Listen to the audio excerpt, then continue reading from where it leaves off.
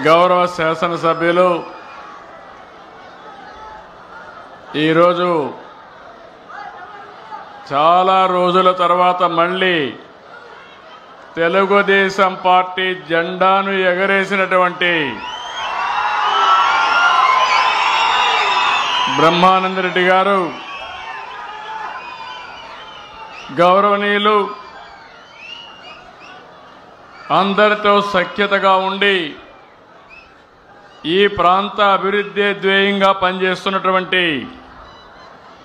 గౌరవ పార్లమెంట్ సభ్యులు కృష్ణదేవరాయలు గారు,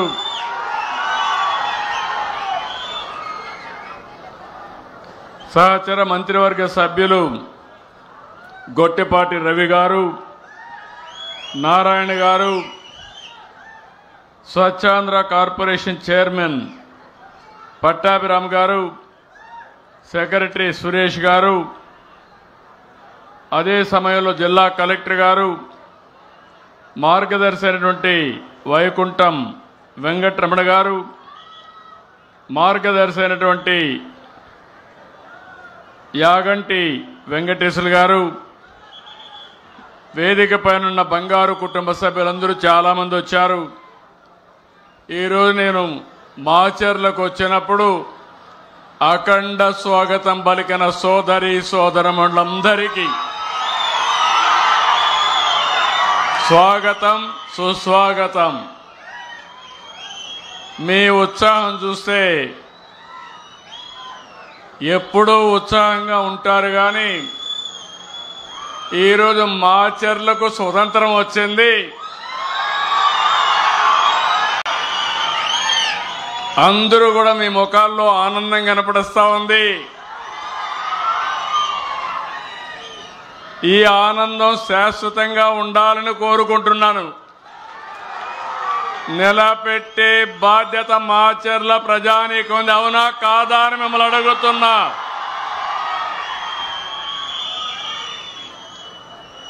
ఎనభై 84 నుంచి చూస్తున్నాను.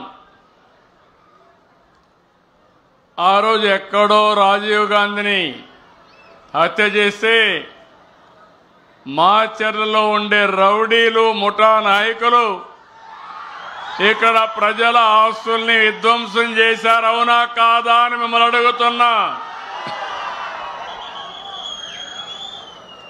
ఈ మాచర్లలో ఇటీవల కాలంలో ప్రజాస్వామ్యం లేదు, ఎన్నికలు లేవు. వీళ్ళు ఎట్ట తయారంటే చరిత్రలో కొంతమంది డిక్టేటర్లు ఉంటారు, వారికి ఏ గతి అయిందో ఇక్కడ కూడా మీ ప్రవర్తన మార్చుకోకపోతే మిమ్మల్ని ప్రజాస్వామ్యం క్షమించదని మరొక్కసారి హెచ్చరిస్తున్నా. ఇన్ని సంవత్సరాల అనుభవం ఉండే నేను ఆత్మకూరులో బాధితులు తీసుకురావాలంటే ఇక్కడికి తీసుకురాలేక విజయవాడలో క్యాంపు పెట్టి, గుంటూరులో క్యాంపు పెట్టి, నేను రావాలంటే మా ఇంటికి ఆ రోజు తాళ్లు కట్టి రానీయకుండా చేశారు. ఆ రోజే చెప్పా, నా ఇంటికి తాళ్లు కట్టారు కానీ మీ మెడకు ఉరి తాళ్లు వేసుకున్నారు, జాగ్రత్తగా ఉండమని అప్పుడే చెప్పాను. అదే జరిగింది. చాలా అరాచకాలు జరిగాయి. మున్సిపల్ ఎన్నికల్లో ఆ రోజు మన నాయకులు వస్తే వాళ్ళ మీద దాడి చేశారు. అందుకే నేను చెప్తున్నా, రాయలసీమలో ముఠాలు లేకుండా చేశాను. ఈ రోజు చెప్తున్నా, పల్నాడులో కబద్దార్ జాగ్రత్తగా ఉండండి. రౌడీజం చేసి నేరాలు ఘోరాలు చేసి, నేను 14లో ముఖ్యమంత్రి కాదు, 95లో ముఖ్యమంత్రిని. ఆ విషయమే చాలా సందర్భాల్లో చెప్పాను. మంచి కార్యక్రమాలకు రండి, ప్రజల అభిమానాన్ని పొందండి, నేరాలొద్దు, ఘోరాలు చేయొద్దండి, ప్రజలపైన దాడులు చేయొద్దండి, అవసరమైతే ప్రజల ఆస్తులకు రక్షణగా నిలబడదాం తప్ప ఒక విద్రోహ శక్తులుగా తయారు కావద్దని కోరుతున్నా. అందుకే ఈరోజు వచ్చింది, ఒక మంచి కార్యక్రమానికి వచ్చాను. స్వర్ణాంధ్ర, స్వచ్ఛాంధ్ర ఈ కార్యక్రమంలో వచ్చాను. నేను వచ్చింది మీరందరూ ఒకే గుర్తుపెట్టుకోవాలి, నేను వచ్చింది పరిశుభ్రంగా ఉండడానికి చెప్పడానికి వచ్చాను.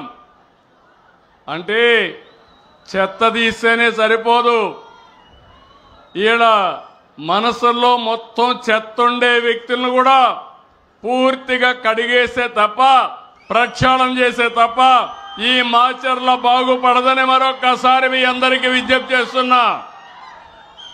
నేను అందుకని ఈరోజు మీరు గుర్తుపెట్టుకోండి, నేను స్వచ్ఛ ఆంధ్రప్రదేశ్ తీసుకొచ్చాను. ఇప్పటికి 12 సార్లు జిల్లాలకు వచ్చాను. గడిచిన ప్రభుత్వం 85 లక్షల మెట్రిక్ టన్నులు చెత్తంతా రోడ్డు మీద వేశారు, చెత్త మీద పన్ను వేశారు. నేను వస్తానే చెత్త మీద పన్ను తీసేసి 85 లక్షల మెట్రిక్ టన్నులు పూర్తిగా క్లీన్ చేసే బాధ్యత నేను తీసుకున్నాను. చెత్తను నేను క్లీన్ చేశానంటే చెత్త రాజకీయాలను కూడా క్లీన్ చేస్తానని మరొకసారి మీ అందరికీ విజ్ఞప్తి చేస్తున్నా. దానికి మాచర్లలో ఉండే మిమ్మల్ని మొన్న ఎన్నికల్లో చూశా. ప్రజాగ్రహం అంటే ఎట్టుంటుందో, మొన్న ఎన్నికల్లో మాచర్లలో 33,000 మెజారిటీతో గెలిపించారంటే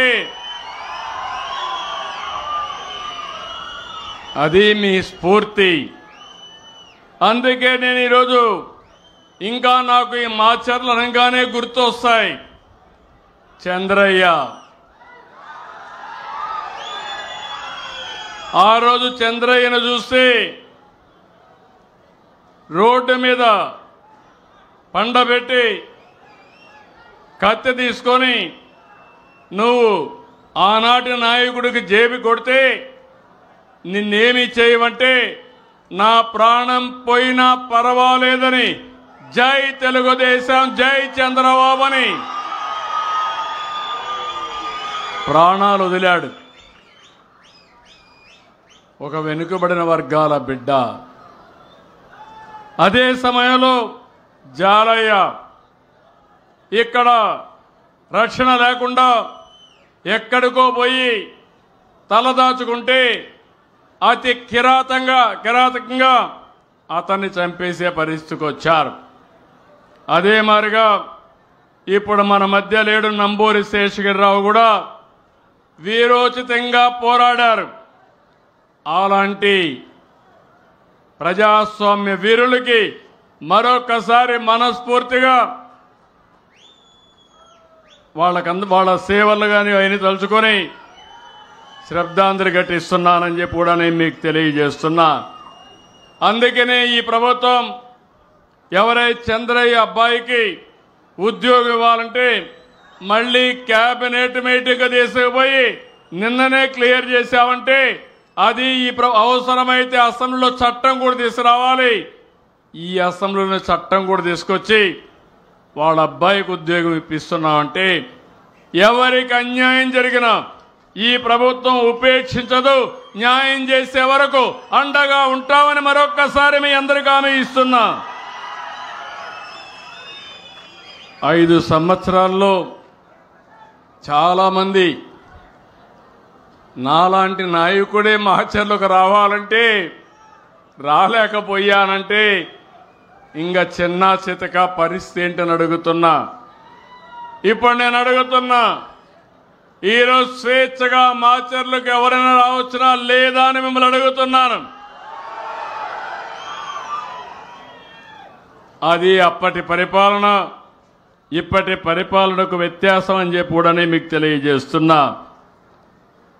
అందుకే ఈరోజు నేను మీ అందరికీ కొన్ని విషయాలు మీరు చూస్తే మీరు ఆశీర్వదించారు. ఈ ప్రభుత్వాన్ని గెలిపించారు. ఆ రోజు నేను, జనసేన అధినేత పవన్ కళ్యాణ్, బీజేపీ కలిసి కూటమి కట్టాం. మీ అందరూ కూడా విజ్ఞత ప్రదర్శించారు. మామూలు ఓటమి కాదు, నా జీవితంలో నేను చూశాను. ఎప్పుడు కూడా ఏ పార్టీకి అన్ని తక్కువ సీట్లు రాలేదు. ఇంకొక పక్క గెలుపు చూస్తే 94% స్ట్రైక్ రేట్తో గెలిపించారంటే అది మీరు చూపించిన చొరవ.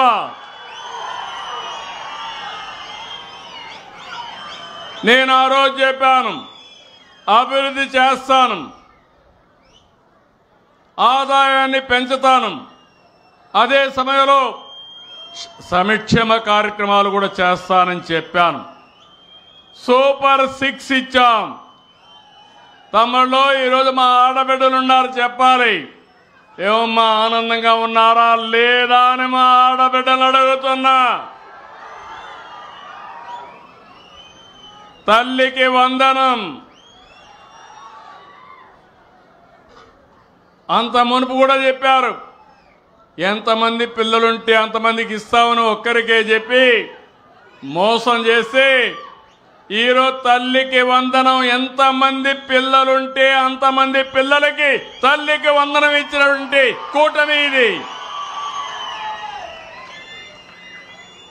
మొన్నైతే కొంతమంది వచ్చి మా ఇంట్లో 7 మంది ఉన్నారు, 7 మందికి వచ్చిందంటే నేను చాలా ఆనందపడ్డానని చెప్పి కూడా నేను మీకు తెలియజేస్తున్నా.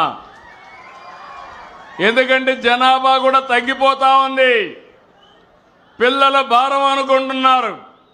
అందుకే 15,000 రూపాయలు ఇవ్వడమే కాకుండా ఆ పిల్లల పెంపకంలో ప్రభుత్వం కూడా భాగస్వామిగా ఉంటే జనాభా కూడా మెయింటైన్ అవుతుంది. ఈ విధంగా 2 రాబోయే రోజుల్లో ప్రజలే ఆస్తి, మన పిల్లలే మనకు ఆస్తి. చాలా దేశాల్లో జనాభా లేకుండా అవస్థపడుతున్నారు, మనకు మాత్రం ఇంకా పిల్లలు ఉన్నారు కానీ ఇప్పుడిప్పుడే తగ్గే స్థాయికి వచ్చింది. అందుకే 67 లక్షల మందికి ఒకేసారి 10,000 కోట్ల రూపాయలు డీబీటీ ఇచ్చిన ఏకైక కార్యక్రమం తల్లికి వందనం అని చెప్పి నేను మీకు తెలియజేస్తున్నా. మొన్ననే శ్రీశక్తి మా ఆడబిడ్డలు ఈరోజు జల్సాగా ఎక్కడికి పోవాలన్నా ఎవరికి అడిగే పరిస్థితి లేకుండా బస్సు ఎక్కితే నేరుగా ఎక్కడికి కావాలంటే అక్కడికి వెళ్ళి, ఒక దేవాలయానికి పోవాలంటే దేవాలయానికి వెళ్ళి అక్కడే ప్రసాదం ఉచితంగా పెడతారు, భోజనం కూడా ఉచితంగా ఉంటుంది, దేవుడు కూడా ఆశీర్వదిస్తాడు, మళ్ళీ తిరిగి వచ్చే పరిస్థితి వస్తుంది. ఒక మహిళ ఎక్కడన్నా పని చేసుకోవాలంటే ఎలాంటి ఇబ్బందులు లేకుండా ఇక్కడి నుంచి నరసరావుపేటకు పోతారా, విజయవాడ గుంటూరుకు పోతారా, ఎక్కడికైనా పోయి పని చేసుకుని వచ్చే పరిస్థితి వస్తుంది. నేను ఎప్పుడు మా ఆడబిడ్డలు నమ్మాను, నాకు ఒక నమ్మకం. అందుకే డాక్రా సంఘాలు పెట్టాను. ఆడబిడ్డ సంక్షేమం కోసం ఆడబిడ్డ సంరక్షణ పథకాన్ని తీసుకొచ్చాను. ఆ రోజుట్లోనే 5,000 మీ బ్యాంకులో అకౌంట్ వేశాను. ఆడబిడ్డల కోసం అనేక కార్యక్రమాలు, పండుగ కానుకలు ఇచ్చాం, ఇంకో పక్క రివాల్వింగ్ ఫండ్ ఇచ్చాం. మీ అందరికీ ఎప్పటికప్పుడు ఉద్యోగాల్లో కాలేజీల్లో 33% రిజర్వేషన్ కూడా తీసుకొచ్చాం. ఈరోజు దీనివల్ల నాకు ఒక్క నమ్మకం ఉంది, మా ఆడబిడ్డలు బయట వచ్చేది మొదలు పెడితే ఆర్థిక బలోపేతం అవుతుంది, మీ ఆలోచన విధానమే మారుతుంది. నిన్నటి వరకు 50%కే పరిమితమైన అభివృద్ధి ఈరోజు రాష్ట్రంలో 100కు 100% చేసే పరిస్థితి వస్తామంటే అదే మా ఆడబిడ్డల కృషి అని చెప్పి కూడా నేను మీకు తెలియజేస్తున్నా. ఇది కాకుండా దీపం నేనే పెట్టాను, సిలిండర్ నేనే ఇచ్చాను, ఆ రోజుట్లో ఉచితంగా ఇప్పించాను. మళ్ళీ ఈరోజు 3 సిలిండర్లు ఉచితంగా మా ఆడబిడ్డలకు ఇస్తున్నాం. ఒక్క రూపాయి ఖర్చు లేకుండా వంట కూడా మీరు చేసుకోవచ్చు. ఇది కాకుండా ఇక్కడుండి రైతులందరికీ 20,000 రూపాయలు అన్నదాత సుఖీభవ. కేంద్రం 6,000 ఇస్తుంది, మనం 14,000 ఇస్తాం. మొదటి విడత 7,000 వేసాం, ఇంకా 13,000 మీ అకౌంట్లో వేసే బాధ్యత మేము తీసుకుంటామని చెప్పి నేను మీకు తెలియజేస్తున్నా. 47 లక్షల మందికి 3,173 కోట్లు ఒకేసారి వేసాం. నిన్నే మీరు చూస్తే యువగళం ఆ రోజు చెప్పాం, ఉద్యోగాలు ఇస్తా అన్నాం. ఒక్క పైసా అవినీతి లేకుండా 16,347 మందికి ఉద్యోగాలు ఇచ్చిన ఘనత, ఒక్క సంవత్సరంలో పూర్తి చేసిన ఘనత ఈ పార్టీదని చెప్పి కూడా నేను మీకు తెలియజేస్తున్నా. నైపుణ్య స్కిల్ డెవలప్మెంట్ చేయించాం, 1,00,000 మందికి ఉద్యోగాలు ఇచ్చాం. 10 లక్షల కోట్ల రూపాయలు పెట్టుబడులు వచ్చాయి, 9 లక్షల మందికి ఉద్యోగాలు వస్తాయి. నేను ఒకటే చెప్తున్నా మా తమ్ముళ్ళందరికీ, ఆ రోజు చెప్పా, ఈరోజు చెప్తున్నా, మీరు చదువుకుంటే ఉద్యోగాలు వచ్చే విధంగా ఏ విధంగా పెట్టుబడులు తేవాలనో తెస్తామని చెప్పి కూడా నేను మీకు తెలియజేస్తున్నా. నేను నెలకు 2 రోజులు, ఒకటి స్వచ్ఛాంధ్ర కార్యక్రమం, రెండవ కార్యక్రమం పేదల సేవలో కార్యక్రమం. నేను ఒకటి ఆలోచించాను, ఇప్పుడు కూడా వేదికలో బంగారు కుటుంబాలు కూర్చోబెట్టి మార్గదర్శకులు పెట్టామంటే నా మనసు ఎప్పుడు ఈ పేదవాళ్లపైనే ఉంటుంది. పేదరికం లేని సమాజాన్ని నిర్మాణమే ధ్యేయంగా నేను పనిచేస్తున్నా. ఏ పని చేసినా పేదవాళ్ల కోసమే చేస్తానని మీకు హామీ ఇస్తున్నా. అందుకే 64 లక్షల మందికి పింఛన్లు నేను సవాలు విసురుతున్నా. ఏ రాష్ట్రంలోనే ఇస్తున్నారా అని మిమ్మల్ని అడుగుతున్నా. 4,000, 6,000, 10,000, 15,000, సంవత్సరానికి 34,000 కోట్ల రూపాయలు 64 లక్షల మందికి ఇచ్చే ఏకైక రాష్ట్రం, ఏకైక కార్యక్రమం ఎన్టీఆర్ భరోసా.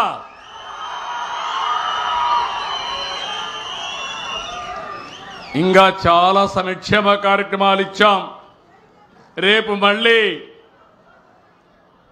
ఈ యొక్క దసరా కానుగ్గా మా ఆటో డ్రైవర్లకు కూడా 15,000 రూపాయలు ఇస్తున్నాను. ఇది కాకుండా మీరందరూ గుర్తుపెట్టుకోవాలి, ఏదో డబుల్ ఇంజన్ సర్కార్, కేంద్రంలో రాష్ట్రంలో 2 కూడా ఎన్డీఏ ప్రభుత్వాలు ఉన్నాయి. మనం ఈరోజు సూపర్ 6 సూపర్ హిట్ అయింది, అవునా కాదా అని మిమ్మల్ని అడుగుతున్నా. పేదవాళ్లకు న్యాయం జరిగింది. ఇప్పుడు కేంద్రం కూడా ముందుకొచ్చి జీఎస్టీ 2 తీసుకొచ్చారు. దీనివల్ల మీ యొక్క ఏదైనా కొనుక్కోవాలంటే ఒకప్పుడు రేట్ ఎక్కువ ఉండేది, పన్నులు బాగా తగ్గాయి. పన్నులు తగ్గి రేపు దసరాకు కానీ దీపావళికి కానీ నిజమైన దసరా, నిజమైన దీపావళి మనం చేసుకునే పరిస్థితికి వస్తాం. ఒకప్పుడు 5 రకాలు ఉండేటివి, 5, 12, 18, 28 స్లాబులు ఉండేటివి. ఇప్పుడు 2 వచ్చాయి. అన్ని ట్యాక్సులు రద్దు చేసిన ఒకటి వచ్చింది. 5, 18 2 స్లాబులు ఉంటాయి. అంటే ఈరోజు దగ్గర 99% మేర వస్తువులన్నీ 5% కానీ 0కి కానీ వస్తున్నాయి. అంటే ట్యాక్స్ లేకుండా ఉంటే, ఉదాహరణకు మీరు ఒక్కసారి గుర్తుపెట్టుకోవాలి, మొన్నటి వరకు పన్నీరు కానీ, చెన్నా కానీ, పాలు కానీ 5 రూపాయలు పన్ను ఉండేది. ఇప్పుడు 5% 0% చేశారు. ఎవరైనా పరోటా తినాలంటే 5% పన్ను ఉండేది, ఇప్పుడు అది కూడా తీసేశారు. అంటే 18% ఉండేది. బ్రెడ్కు 18%. మొన్నటికి ఇప్పటికి మీరు బ్రెడ్ తింటే ధరలో 18% తగ్గుతుంది. అంటే పేదవాడు ఎవడైనా ఆరోగ్యం బాగలేకుండా హాస్పిటల్కి పోతే పాలు బ్రెడ్ తినాలంటే ఒకటి 18% పన్ను, ఒకటి 5% పన్ను, ఈ రెండు తీసేసే పరిస్థితికి వచ్చారు. మీకు ఒకటి రెండు కాదు, కడాన పేదవాళ్ళు కానీ మధ్యతరగతి కానీ ఆటో కొనుక్కోవాలన్నా కారు కొనుక్కోవాలన్నా 9% తగ్గాయి. ఏసీ కొనుక్కోవాలంటే కూడా తగ్గించారు. ఈ విధంగా మొత్తం మీరు చూసినప్పుడు అనేక విషయాల్లో తృణధాన్యాలైతే 18 నుంచి 5%కు వచ్చాయి. అంటే రేపు రాబోయే రోజుల్లో ట్రాక్టర్లు పన్ను గణనీయంగా తగ్గించారు. ఇళ్ల నిర్మాణానికి వాడే వస్తువులపైన 5% పన్ను తగ్గించే పరిస్థితికి వచ్చారు. ఏదైతే మైక్రో ఇరిగేషన్ పైన 18 నుంచి 5%కి తీసుకొచ్చే పరిస్థితికి వచ్చారు. ఒక్క మాటలో చెప్పాలంటే ఈరోజు పన్నుల భారం తగ్గింది, ధరలు తగ్గుతాయి, వినియోగ శక్తి పెరిగిందని చెప్పి కూడా నేను మీ అందరికీ తెలియజేస్తున్నా. పేదవాళ్ళందరికీ ఒకటే విజ్ఞప్తి, నేను కూడా ఒక్క నెల ప్రజల్లో చైతన్యం కోసం ఈ ట్యాక్స్ వివరాలన్నీ మీకు చెప్తాం. మీరు కూడా ఇది ఉపయోగించుకోవాలి. ఇక్కడే మళ్ళీ ఒకసారి మీ అందరినీ కోరుతున్నాను, ఏదో ట్యాక్స్లు తగ్గాయి కాబట్టి పర్వాలేదని కాకుండా ఈ ట్యాక్స్ మీరు బెనిఫిట్ ఉపయోగించుకోవాలి. అదే సమయంలో శాశ్వతంగా పేదరికంలో ఉండాలన్న ఆలోచన మానాలి. నేను గర్వపడుతున్నా, నా కుడి పక్కన కూర్చున్న మేరీ, ఆవిడ కష్టార్జితం భర్త కూడా లేడు. ఆవిడ నేను అడిగాను, నీ పిల్లలు ఏం చేస్తారో తల్లి అని అడిగా. ఆవిడ ఒకటి చెప్పింది, నా బిడ్డ మగ బిడ్డ BE చేశాడు, ఆడబిడ్డను MBA చేయించారంటే నాకంటే గర్వపడేవాడు ఆనందపడేవాళ్ళు వేరే వాళ్ళు ఉండరని చెప్పి మళ్ళీ విజ్ఞప్తి చేస్తున్నా. ఆ తల్లి నిస్సహాయరాలు కాదు, స్వయం కృషి, పట్టుదల, విజన్, డబ్బులుండే పిల్లవాళ్ళే చదివేది కాదు, నా పిల్లవాళ్ళు కూడా చదివిస్తానని చదివించి బ్రహ్మాండంగా జీవితాల్ని తీర్చిదిద్దంటే ఈ మేరీ మనందరికీ ఆదర్శం అని చెప్పి కూడా నేను మీకు తెలియజేస్తాను. గట్టిగా చప్పట్లు కొట్టి అభినందించండి. ఇంకో పక్క రమణ గారు ఉన్నారు, రమణ గారు ఉన్నారు. ఆవిడ కూతురు ఇక్కడే ఉంది, డిగ్రీ చేపిస్తా ఉంది. నేను గర్వపడుతున్నా, ఇది స్ఫూర్తి. అందుకే నేను P4 పెట్టి పిల్లల్ని బాగా చదివిస్తే మీ జీవితాలు బాగుపడతాయనే ఉద్దేశంతో నేను ఈ కార్యక్రమానికి శ్రీకారం చుట్టాను. మీరందరూ గుర్తుపెట్టుకోవాల్సిన అవసరం ఉంది. వాళ్ళిద్దరిని కూడా గట్టిగా చప్పట్లు కొట్టి అభినందించండి. అది స్ఫూర్తి. ఒకప్పుడు నేను ఒక మాట చెప్పాను, మీ పిల్లల్ని బాగా చదివించండి, ఐటీ చదివించండి. పైకి వస్తారంటే గ్రామాల్లో ఉండే తల్లిదండ్రులు దగ్గరుండే టౌన్కి వచ్చి అక్కడ ఇల్లు పెట్టుకొని పిల్లలు చదివించారు. దాంతో ఈరోజు మీరు చూస్తే ఆ రోజు చదివించిన పిల్లలు ఐటీలో బ్రహ్మాండంగా రాణించి హైదరాబాదుకు, బెంగళూరు లాంటి సిటీలకు వెళ్ళి అక్కడి నుంచి విదేశాలకు వెళ్ళారు. ఈరోజు ప్రపంచంలో ఏ దేశానికైనా వెళ్ళండి, ఒక పాష్ లొకాలిటీకి వెళ్ళండి, అక్కడ పెద్ద పెద్ద ఇళ్ళు చూసి గట్టిగానే మీరు తెలుగులో మాట్లాడితే 100 మంది తెలుగు వాళ్ళు బయట వస్తారు అక్కడ. అది ఆ రోజు నేను చూపించిన స్ఫూర్తి అని మరొక్కసారి మిమ్మల్ని అందరినీ కోరుతున్నా. కొంతమంది మాటలు చెప్తా ఉంటారు, చెత్త కబుర్లు చెప్తా ఉంటారు, ఏమీ చేసిన చరిత్ర ఉండదు. చరిత్ర రాయాలన్నా, చరిత్ర తిరగా రాయాలన్నా ఏ తమ్ముళ్ళు మీరు కూడా ఒకటి ఆలోచించాలి. మళ్ళీ అటు ఇటు అడ్డదారి చూడొద్దండి. నేను అందుకే ఒకే మాట చెప్పాను, మనకు వైకుంఠపాళి వద్దు. నేను పైకి ఎక్కిపోవడం, మళ్ళా వేరే వాళ్ళు కిందికి లాగడం, మళ్ళా మిమ్మల్ని అందరినీ పైకి తీసుకురావడానికి ప్రయత్నం చేయడానికి నా జీవితం సగం సరిపోయింది. ఇంకా అది రావడానికి వీలు లేదు. దానికి మీరు సిద్ధమా అని మిమ్మల్ని అడుగుతున్నా.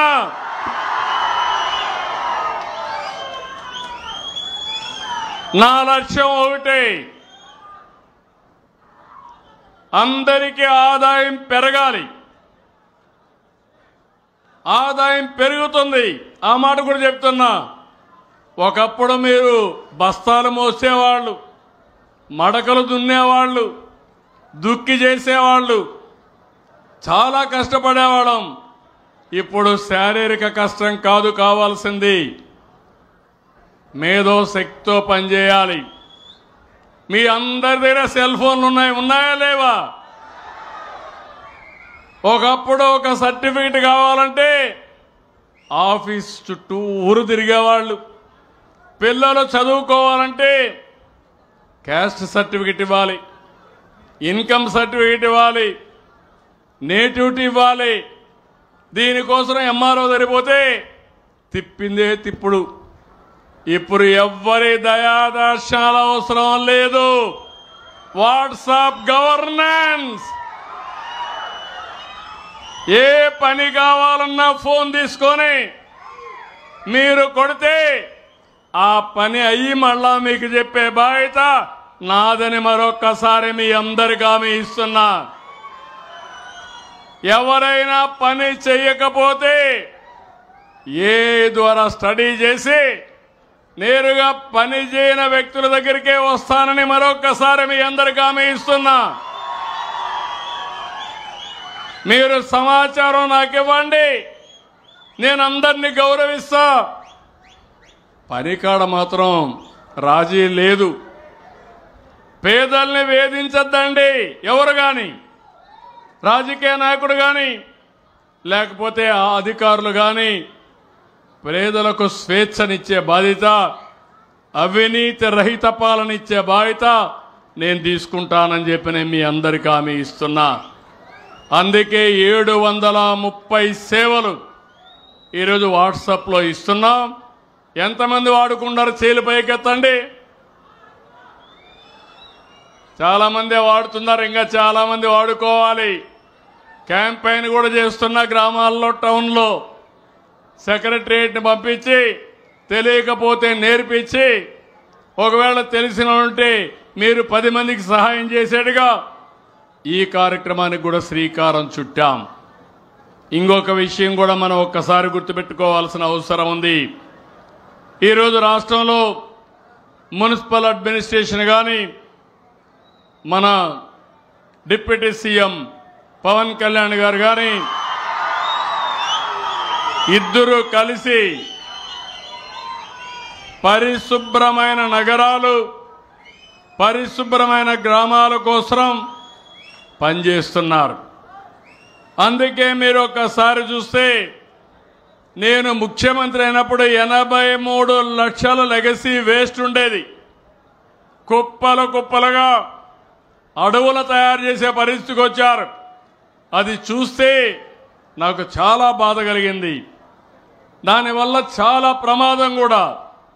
అక్కడ వర్షాలు పడతాయి, వర్షాల్లో ఇదంతా కూడా తడిచిపోయిన తర్వాత భూగర్భ జలాలు మొత్తం కలుషితం అయిపోతాయి. ఒక దిక్కడ భూగర్భ జలాలు కలుషితం అయితే ఎంతవరకు అది పర్కులేట్ అయితే ఆ ప్రాంతం అంతా కలుషితం అయిపోతుంది. ఆ స్మెల్ చూస్తే భయంకరమైన వాసన. ఆ స్మెల్తో లేనిపోని రోగాలు వస్తాయి.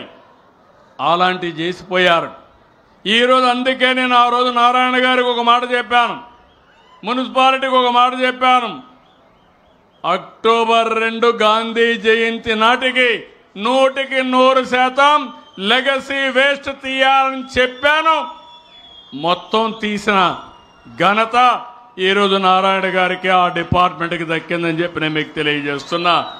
గట్టిగా చప్పట్లు కొట్టి అభినందించండి ఇలాంటి మంచి పని చేసినప్పుడు. పారిశ్రామిక శానిటేషన్ కార్మికులు, మున్సిపల్ శాఖ ఉద్యోగులు, అధికారులు, కమిషనర్లు చాలా బాగా పనిచేశారు. Good job. ఈరోజు కూడా నేను ఒక చిన్న పని ఇచ్చి వచ్చా. ఇక్కడే ఒక యాదవ కాలనీ ఉంది. మొత్తం ఇంట్లో పేడంతా తీసుకొచ్చి రోడ్డు మీద వేశారు. చాలా చెత్తగా ఉంది. నేను అడిగా, ఎట్లున్నారు మీరంటే, అలవాటు అయిపోయిందంటే 30 ఏళ్ళ నుంచి ఉంది, అట్లా ఉండిపోయాం సార్ అంటే. ఇప్పుడు ఏంటంటే, కాదు, మీరు చేసే పని మాకు నచ్చింది, మేము ఇంటికి ఒక మనిషి వచ్చాం, మీరు 4 గంటలు టైం ఇవ్వండి, ఈ చెత్తంతా క్లీన్ చేసి ఇక్కడ చెట్లు పెడతామని చెప్పే పరిస్థితికి వచ్చారంటే ఇప్పుడు ఇది అవుతాను. అక్కడికి వెళ్తున్నా. ఎక్కడికక్కడ ఇలాంటి చెత్తంతా క్లీన్ చేసి పరిశుభ్రమైన వాతావరణాన్ని మనం క్రియేట్ చేసుకోవాల్సిన అవసరం ఉంది. ఈరోజే నేను చూశాను, ఈ చెత్త నుంచి పెద్ద ఎత్తున సంపద సృష్టించే అవకాశం ఉంది. రేపు ఎల్లుండో మీ ఇంటికి కొన్ని వాహనాలు వస్తాయి. మీ చెత్తంతా ఇస్తే దానికి వస్తువులు మీకు తిరిగి ఇస్తామని చెప్పి కూడా నేను మీకు తెలియజేస్తున్నా.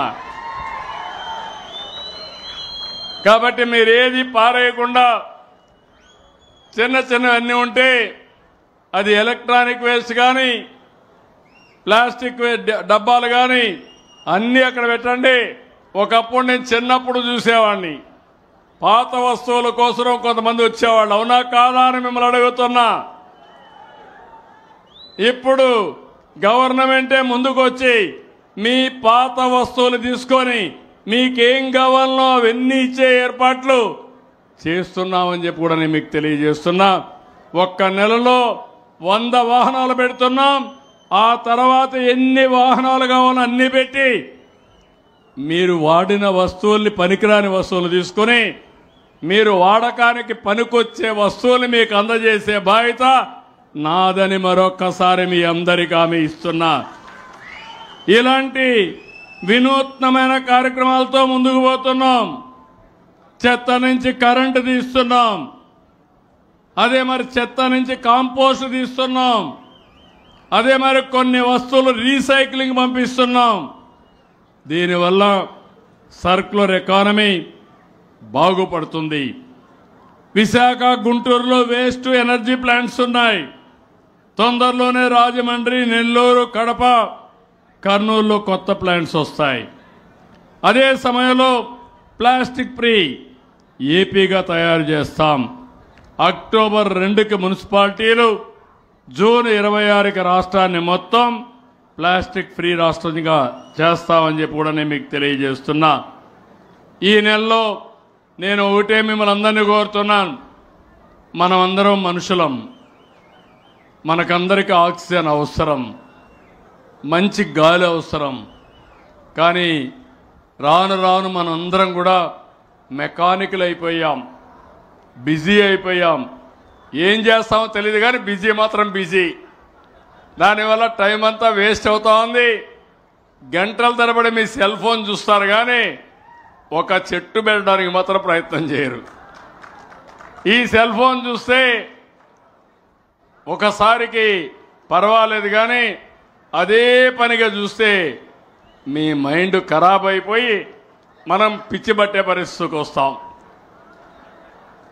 ఏదైనా సద్వినియోగం చేసుకోవాలి.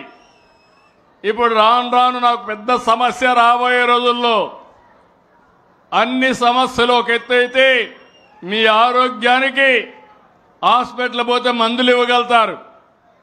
కానీ ఈరోజు మెంటల్ సిక్నెస్ వస్తూ ఉంది. అంటే చాలామంది, కొంతమందికి పుట్టుకతో వస్తుంది, కొంతమందికి ఇలాంటి టెన్షన్ పెట్టుకొని టెన్షన్లో ఏదంటే చేసే పరిస్థితికి వస్తారు. దీనివల్ల కూడా పెద్ద ఎత్తున సమస్యలు రాబోతున్నాయి. ఆధునిక యుగంలో ఈ సెల్ ఫోన్ కూడా పెద్ద స్ట్రెస్ ఉంటుంది. అందుకే నేను ఇంకొక మాట చెప్పాను. మొన్నే మీరు చూశారు, యోగా డే అన్నాం. 30 రోజులు అన్ని ఊర్లో మీ అందరికీ ప్రమోట్ చేశాం. ప్రపంచంలో గిన్నీస్ రికార్డు వచ్చింది. 3,20,000 మంది విశాఖపట్నంలో తెల్లవారితో 5 గంటలకు వచ్చి యోగా చేశారంటే అది ఈ ప్రభుత్వం ప్రమోట్ చేసిన విధానం అని మరొకసారి మీ అందరికీ విజ్ఞప్తి చేస్తున్నా. యోగాకు ₹1 ఖర్చు లేదు, కానీ మన ఆరోగ్యం స్ట్రెస్ బరస్ట్ ఇది అవుతుంది. ఎప్పటికప్పుడు మనందరికీ కూడా గుర్తుపెట్టుకోవాలి. తొందరలోనే నేను ఒక సంజీవని ప్రాజెక్టును ప్రారంభిస్తున్నాను. యూనివర్సల్ హెల్త్ తీసుకొస్తాను. ఆ యూనివర్సల్ హెల్త్ లో చిన్న పెద్ద తేడా లేకుండా, ధనిక పేద తేడా లేకుండా అందరికీ ₹2.5 లక్షల ఇన్సూరెన్స్ చేయించే బాధ్యత మేము తీసుకుంటాం. ఆ తర్వాత పేదవాళ్ళందరికీ ఎన్టీఆర్ వైద్య సేవ కింద 25 లక్షల వరకు డబ్బులు ఇచ్చే బాధ్యత కూడా తీసుకుంటాం. అట్లని చెప్పి అందరూ అనారోగ్యం పాలైతే మీ వల్ల మీ ఇంటికి కూడా నష్టం, సమాజానికి కూడా నష్టం. అందుకే నేను సంజీవని ప్రాజెక్టు తీసుకొస్తున్నాను. సంజీవని ప్రాజెక్టు జ్ఞాపకం ఉందా? తమ్ముళ్ళు దించిన మళ్ళీ తీసుకుంటాం. మళ్ళా సంజీవని ప్రాజెక్టు జ్ఞాపకం ఉందా మీ అందరికీ? లక్ష్మణుడిని కాపాడుకున్నారు యుద్ధంలో. రాక్షసులతో యుద్ధం చేసేటప్పుడు మూర్చబోయాడు. మూర్చబోతే కాపాడాలంటే ఏంటంటే సంజీవిని ఔషధ మొక్క కావాలన్నారు. అప్పుడు ఎవరు తెస్తారంటే హనుమంతుడిని తెస్తానని వెళ్ళాడు. వెళ్ళిన తర్వాత ఆయనకు తెలియకపోతే ఆ పర్వతాన్ని తీసుకొచ్చాడు. ఆ పర్వతంలో ఉండే సంజీవిని మొక్క తీసుకుని లక్ష్మణుడు చూపిస్తే అప్పుడు స్పృహ వచ్చింది. అంటే లక్ష్మణుడిని కాపాడారు. అట్లనే ప్రపంచంలో ఉండే మన రోగాలకు ఎలాంటి నాలెడ్జ్ కావాలన్నా అది తీసుకొచ్చి మీ ఇంటి దగ్గరనే మీకు ట్రీట్మెంట్ ఇచ్చే విధంగా సంజీవని ప్రాజెక్ట్ వస్తుంది. ఇది ప్రపంచంలోని కుబేరుడుగా ఉండే బిల్ గేట్స్ కూడా అదే మాదిరిగా రియల్ టైం హాస్పిటల్కి రాకుండా ఇంటి దగ్గరే ఉండి మిమ్మల్ని మానిటర్ చేసే విధానం, అవసరమైతే హాస్పిటల్కి వస్తే సమర్థవంతంగా ట్రీట్ చేసే మెకానిజానికి తొందరలోనే శ్రీకారం చుడతాం. అందుకే నేను మిమ్మల్ని అందరినీ కోరుతున్నా. ఈరోజు ఇంకో పక్క మీరు గుర్తుపెట్టుకోవాలి, స్వచ్ఛ ఆంధ్రప్రదేశ్ అంటే రోడ్లు క్లీన్గా ఉండడమే కాదు, పరిసరాలు శుభ్రంగా ఉండడమే కాదు, మురికి కాలువలో ఉండే మురుగునీరు ట్రీట్మెంట్ చేయడమే కాదు, ఎక్కడికక్కడ గ్రీన్గా ఉండాలి, చెట్లు పెట్టాలి. ఆ విధంగా నేను ఒకటే ఆలోచిస్తున్నాను. 2047కు ఆంధ్రప్రదేశ్లో 50% గ్రీన్ కవర్ ఉండాలి. ఈరోజు చెట్లు లేకుండా పోయినాయి, కానీ ఇటీవల పెడుతూ వస్తున్నాం. ఇప్పటికి 31% గ్రీన్ కవర్ ఉంది. ఈ సంవత్సరం నుంచి ప్రతి సంవత్సరానికి ఒక చెట్లు పెట్టే కార్యక్రమానికి ముందుకిచ్చి రాబోయే 4-5 సంవత్సరాల్లో 37% పోతాం. నేను ఇక్కడి నుంచి మిమ్మల్ని అందరినీ కోరుతున్నాను, ప్రతి ఒక్క ఇంటిలో ప్రతి ఒక్క మనిషి ఒక చెట్టు పెట్టాలి. ఇది మన బాధ్యత. చెట్టు పెట్టకపోతే మీకు గాలి పీల్చే హక్కే లేదు. గాలి పీల్చకపోతే ఏమవుతారు మీరు? ఏమవుతారు? కాబట్టి స్వచ్ఛమైన గాలి కావాలంటే చెట్టు పెట్టే బాధ్యత మనందరిది అని చెప్పి నేను మీకు తెలియజేస్తున్నా. రేపు రాబోయే రోజుల్లో 17 నుంచి అక్టోబర్ 2 వరకు స్వచ్ఛతా హీ సేవా కార్యక్రమం స్టార్ట్ అవుతుంది.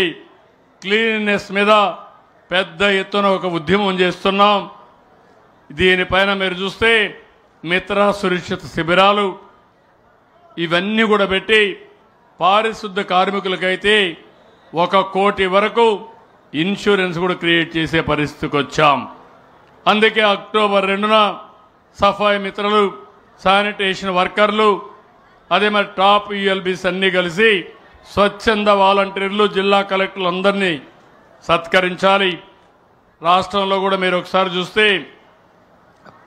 ఎవరైతే బాగా చేశారో వాళ్ళందరినీ 16 విభాగాల్లో 52 రాష్ట్ర స్థాయి 1421 మంది జిల్లా స్థాయిలో స్వచ్ఛాంధ్ర అవార్డులు ప్రదానం చేస్తున్నాం. నేను ఒకటే ఆలోచిస్తున్నాను, నేను ఒక్కడే నెలకొక్క రోజు తిరిగితే లాభం లేదు. నాకు కొన్ని లక్షల మంది స్వచ్ఛంద సేవకులు అవసరం, ప్రజల్లో చైతన్యం అవసరం. మేము కూడా పూర్తిగా సహకరిస్తామని ముందుకు రావాల్సిన బాధ్యత 5 కోట్ల ప్రజలపైన ఉంది. పిలిపిస్తున్నా ఈ మాచర్లలో ప్రతి ఒక్కరికి నా పిలుపు ఏంటంటే, మీరు కూడా ముందుకు రండి. స్వచ్ఛాంధ్ర ఒక స్వచ్ఛంద సేవా కార్యక్రమం. ప్రతి ఒక్కరిలో ఆలోచన విధానం మారాలి, బాధ్యతగా తీసుకోవాల్సిన అవసరం ఉంది. అప్పుడే ఇది సాధ్యమని చెప్పి నేను మీకు తెలియజేస్తున్నా. అందుకే ఈరోజు ఈ కార్యక్రమంలో ఇక్కడికి వచ్చినప్పుడు చాలా వరకు ముందుకు పోతున్నాం. ఇక్కడనే మాచర్ల మోడల్ మున్సిపాలిటీగా బ్రహ్మానంద రెడ్డి గారు ఉన్నారు. ఆయన ఆధ్వర్యంలో, ఎంపీ ఆధ్వర్యంలో తొందరలోనే మాచర్ల ఒక ఆదర్శ మాచర్లగా తయారు చేసే బాధ్యత, ఒక మోడల్ మున్సిపాలిటీగా తయారు చేసే బాధ్యత మనందరిది. ఇంటి దగ్గరే తడి పొడి చెత్త వేరు చేయడం, వంటింటి చెత్తతో కాంపోస్ట్ తయారు చేసుకోవడం, సింగిల్ యూజ్ ప్లాస్టిక్ దూరంగా ఉండడం. ఇది ఒక్కరోజు కాదు, అనునిత్యం నేను ఇప్పుడు చూశాను. ఇక్కడే పశువులు ఇంటి దగ్గరనే ఉన్నాయి, పేడ రోడ్డు మీద ఉంది. ఈ రెండు వచ్చిన తర్వాత పరిశుభ్రం ఏ విధంగా అనుకుంటామని నేను అడుగుతున్నా, మన ఆరోగ్యం ఏ విధంగా భద్రత ఉంటుందని అడుగుతున్నా. అందుకే నేను నారాయణ గారికి చెప్పాను, టౌన్లో మెయిన్ రోడ్స్ ఉంటాయి, అక్కడి నుంచి ఆ రోడ్లన్నీ కూడా ఆలోచించుకొని ఎన్ని పశువులు ఉన్నాయో ఒకసారి చూసుకొని పశువులకు ఒక హాస్టల్ పెడతాం. నిన్నటి వరకు పిల్లలకే హాస్టల్ పెట్టాం, వృద్ధులకు హాస్టల్ పెట్టాం, ఇప్పుడు పశువులకి హాస్టల్స్ పెడతాం. దానివల్ల అక్కడే మీ పశువులన్నీ అక్కడే ఉంటాయి, షెడ్లు కట్టిస్తాం. దానికి కావాల్సిన గడ్డి కానీ అవన్నీ కూడా తెప్పిస్తాం. ఒకప్పుడు యాదవులు కానీ కురబా కానీ గొర్రెలు మేపేవాళ్ళు, ఆ గొర్రెలు పోతా ఉండేటివి. ఓసారి ఇక్కడ మేపుకోవడానికి మేత ఉండేది కాదు, రాష్ట్రం అంతా తిరిగేవారు. నేను సమైక్య ఆంధ్రప్రదేశ్లో ముఖ్యమంత్రిగా చూశాను. మహబూబ్ నగర్లో ఉండే గొర్రెలు కాకినాడకు వచ్చి 6 నెలలు మేపుకొని తిరిగిపోయేవాళ్ళు. ఆ గొర్రెల పైన మందలు పెట్టేవాళ్ళు రైతుల కోసం. ఒక్కొక్క రాత్రి ఇక్కడ ఉండేటివి. ఆ విధంగా వాళ్ళ జీవితాలు నేను చూశాను. పండుగల లీవు లేకుంటే ఆరోగ్యం బాగాలేకపోయినా, ఇంట్లో ఎవరైనా సరే పెళ్ళైనా ఆ రోజు పశువులు మాత్రం మేపాల్సిందే. అందుకే నేను ఒకటి చెప్పాను, భవిష్యత్తులో మీ వృత్తిని గౌరవించి మీ గొర్రెలు కూడా మీ ఇంటి దగ్గర కాకుండా మీ ఇంటి దగ్గరలోనే ఒక పార్క్ మారి కట్టి అందరికీ షెడ్లు పెట్టి అక్కడ మీ గొర్రెలు మేపుకోవడానికి పూర్తిగా సహకరిస్తా. బయట పోవాల్సిన పని లేదు, ఫీడ్ కూడా అక్కడే ఇచ్చే అవకాశం వస్తుందని చెప్పి కూడా నేను మీకు తెలియజేస్తున్నా. ఎందుకంటే ఈరోజు మనందరం చూస్తే బీసీలకు అందరికీ చేతి వృత్తులు కుల వృత్తులు పూర్తిగా పోయినాయి. వాళ్ళకు ఆస్తులు లేవు, వాళ్ళకు అండగా నిలబడాలి. నేను మళ్ళీ చెప్తున్నా, తెలుగుదేశం పార్టీకి అండగా ఉన్నది, తెలుగుదేశం పార్టీకి వెన్నెముక బీసీ వర్గాలని మరొక్కసారి మీ అందరికీ విజ్ఞప్తి చేస్తున్నా. అలాంటి వారిని కాపాడుకోవడానికి ఆధునిక యుగంలో ఏ విధంగా చేయాలనో అవన్నీ చేస్తామని చెప్పి కూడా నేను మీకు తెలియజేసుకుంటున్నాను. ఇక్కడికి వచ్చినప్పుడు మొత్తం ఈ నియోజకవర్గంలో ఇప్పుడే మన వాళ్ళు చెప్పారు, లావు చెప్పాడు, బ్రహ్మానంద రెడ్డి గారు చెప్పారు. వాళ్ళు అడిగింది 3 డిమాండ్లు అడిగారు.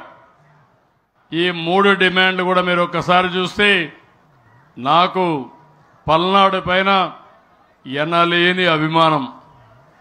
దానికి కారణం మీరు నష్టపోయారు. ఈరోజు రాష్ట్రంలో పల్నాడు జిల్లా తలసరి ఆదాయంలో తక్కువ ఉంది. పల్నాడు జిల్లాలో మాచర్ల తలసరి ఆదాయం తక్కువ ఉంది. తలసరి ఆదాయం తక్కువ ఉందంటే పేదరికం ఎక్కువగా ఉందని అర్థం. అందుకే నేను ఆలోచిస్తున్నాను, దీని మీద ప్రత్యేక శ్రద్ధ పెడతాను. కలెక్టర్ గారికి కూడా ఆదేశాలు ఇస్తున్నా, మీరు కూడా వర్కౌట్ చేయండి. ప్రత్యేకమైన నిధులు ఇస్తాం, శ్రద్ధ పెడతాం. అన్ని ప్రాంతాలతో సమానంగా మాచర్ల పల్నాడుని అభివృద్ధి చేసే బాధ్యత ఈ ప్రభుత్వం తీసుకుంటాం. మీరు కూడా గుర్తుపెట్టుకోవాల్సింది, ఇక్కడ 2 కార్యక్రమాలు, జేజేఎం జల్ జీవన్ మిషన్, దీని ద్వారా మొత్తం మాచర్ల గురజాల ప్రతి ఇంటికి నీళ్లు ఇచ్చే బాధ్యత 3 ఏళ్లలో పూర్తి చేసే బాధ్యత నాదని మరొకసారి హామీ ఇస్తున్నా. 2 మాచర్ల టౌన్కి నీళ్ళిచ్చే బాధ్యత, ఏదైతే అమృతలో పూర్తిగా నీళ్ళిచ్చి మాచర్లని ఎక్కడ కూడా నీళ్ల సమస్య లేకుండా చేసే బాధ్యత ఈ ప్రభుత్వం తీసుకుంటామని చెప్పి నేను మీకు తెలియజేస్తున్నా. ఇది కాకుండా 3వది పల్నాడు జీవనాడి వరికపుడి సెల 60 సంవత్సరాల స్వప్నం, చిరకాల కోరిక, 6 డికేడ్స్ కోరిక కాబట్టి దాన్ని సఫలీకృతం చేసే బాధ్యత, సాధించే బాధ్యత నాదని మరొకసారి మీ అందరికీ హామీ ఇస్తున్నా.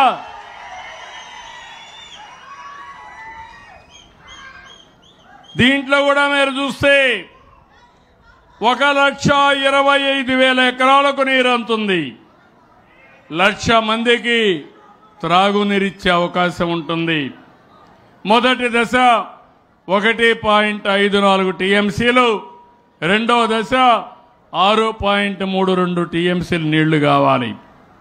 ఈ 2 కూడా చేసే బాధ్యత ఈ ప్రభుత్వం తీసుకుంటాం. అదే మాదిరిగా ఇప్పుడే లావు చెప్పినట్టు నా చిరకాల వాంఛ, ఈ రాష్ట్రంలో మెజారిటీ ఇరిగేషన్ ప్రాజెక్టులన్నీ ఎన్టీ రామారావు గారి కల అయితే, ఆ తర్వాత ఆ ప్రాజెక్టులు ప్రారంభించింది, పూర్తి చేసింది సమైక్య ఆంధ్రప్రదేశ్లో కానీ నవ్య ఆంధ్రప్రదేశ్లో కానీ భగవంతుడు నాకు ఆ అదృష్టాన్ని ఇచ్చాడు, అలాంటి అవకాశాన్ని ఇచ్చాడు. ఈరోజు మీరు చూడండి, పోలవరం రాష్ట్రానికే ఒక వరం. నేను చాలా కష్టపడి 76% పూర్తి చేశాను. ఆ 5 ఏళ్ళు ఒక వ్యక్తి వచ్చాడు, వ్యక్తి పేరు నేను చెప్పను.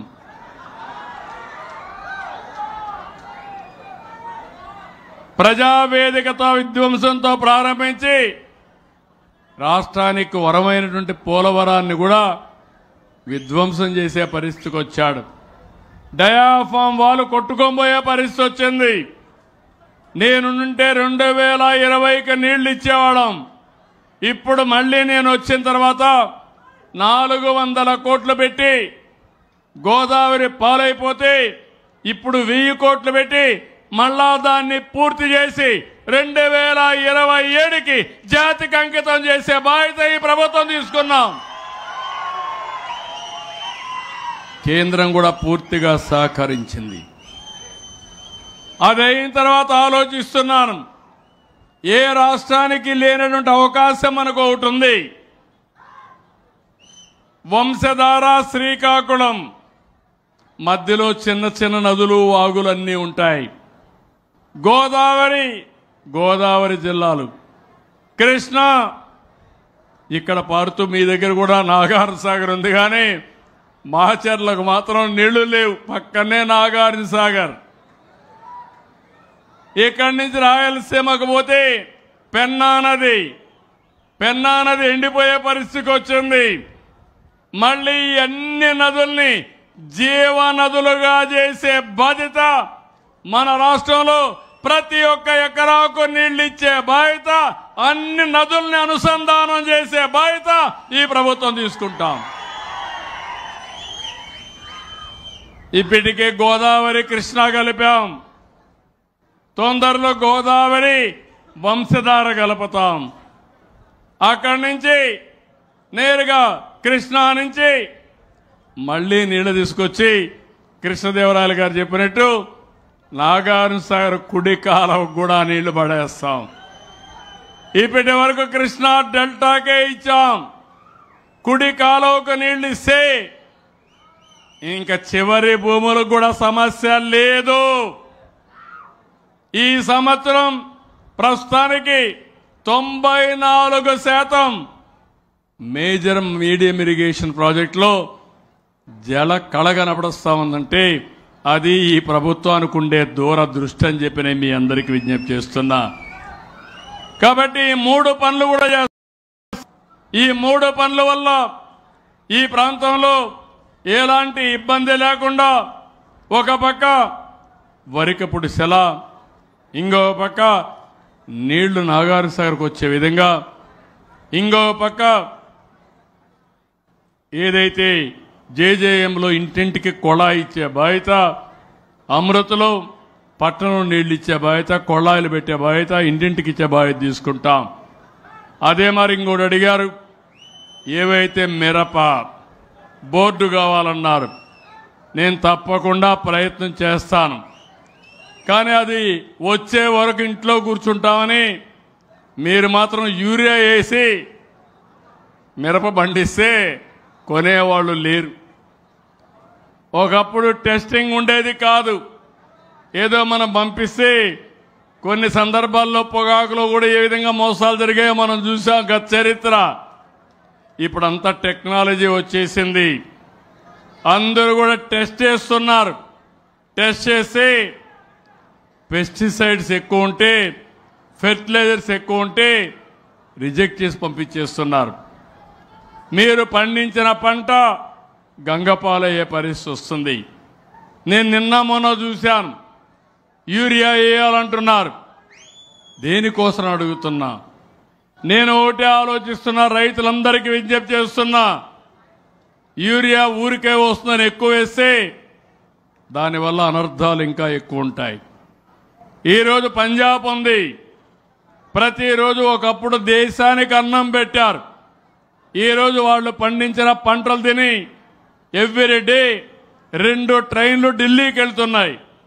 ఆ 2 ట్రైన్లు కూడా క్యాన్సర్ పేషెంట్లతో వెళ్లే పరిస్థితికి వచ్చారు ట్రీట్మెంట్ కోసం. మన ఆరోగ్యం ముఖ్యం. అందుకే నేను ఒక మాట చెప్పాను, మనిషి ఆరోగ్యానికి పౌష్టికాహారం ముఖ్యం. భూమి ఆరోగ్యానికి న్యూట్రియంట్స్ అవసరం. ఈ విషయం మీరు గుర్తుపెట్టుకోవాలి. ఈరోజు మనం న్యూట్రియంట్స్ పైన ఆధారపడడం లేదు.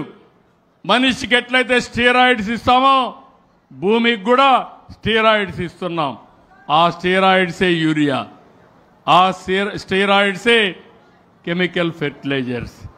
నేను చిన్నప్పుడు చూశాను, మా తల్లిదండ్రులు వ్యవసాయానికి మాత్రం అమ్మకానికి ఒక పంట, ఇంటికి ఒక పంట వేసేవాళ్ళు.